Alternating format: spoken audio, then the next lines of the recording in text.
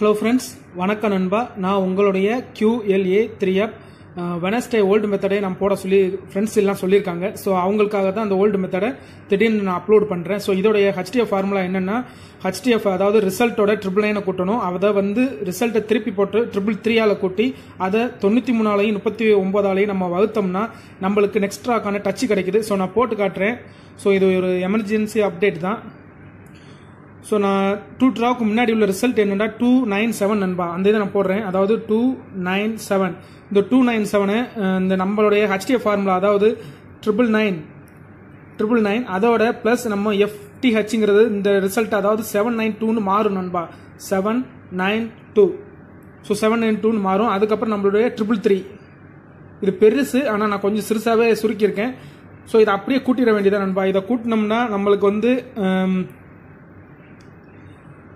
10 21க்கு 1. So அதே மாதிரி இது 0 இங்கே 1. ஸோ 101 கிடைக்கும் நண்பா. இந்த 101 அதாவது 101 இந்த 101 வகுத்தல் 93 நம்ம வகுத்தல் பண்ணுறோம். அதாவது அதை வகுத்தோம்னா நம்ம 93 வகுத்தோம்னா நம்மளுக்கு வந்து 101ல் 93 ஒரு தடவை தான் இருக்குது 1. ஸோ அதே மாதிரி மறுபடியும் 101 வகுத்தல் 39 39 வகுக்கிறேன். ஸோ 39 வகுக்கும்போது நம்மளுக்கு வந்து 2 கிடைக்கும். ஸோ இதோட டச் என்னன்னா நம்மளுக்கு 1 2 தான் டச்சு. ஸோ 297, அதாவது 297க்கு அப்புறம் உள்ள ரிசல்ட் என்னன்னா 723 தான் நண்பா ரிசல்ட். ஸோ 2 ஹிட் ஆயிருக்கும். ஸோ நான் 723க்கு போட்டு காட்டுறேன். 723 அதே 999. ஸோ அதாவது FTH வந்து 327 நண்பா. ஸோ 333 அப்படி கீழே கொண்டு வந்துடுறோம். ஸோ இதை கூட்டினோம்னா நம்மளுக்கு வந்து 2 2 6 2 அதாவது 262 கிடைக்கும் நண்பா. ஸோ அந்த 262 வகுத்தல் 93. ஸோ 93 இதை 262 வகுத்தோம்னா நம்மளுக்கு வந்து நண்பா 2 கிடைக்கும். ஸோ அதை 262 வகுத்தல் 39 வகுத்தோம்னா நம்மளுக்கு 6 கிடைக்கும் நண்பா. ஸோ 723க்கு அப்புறம் உள்ள டச் என்னன்னா 2 6 தான் நம்மளுக்கு டச்சு. ஸோ 723க்கு அப்புறம் ரிசல்ட் என்னன்னா 644 தான் நண்பா ரிசல்ட். ஸோ இதில் வந்து 6 ஹிட் ஆயிருக்கும்.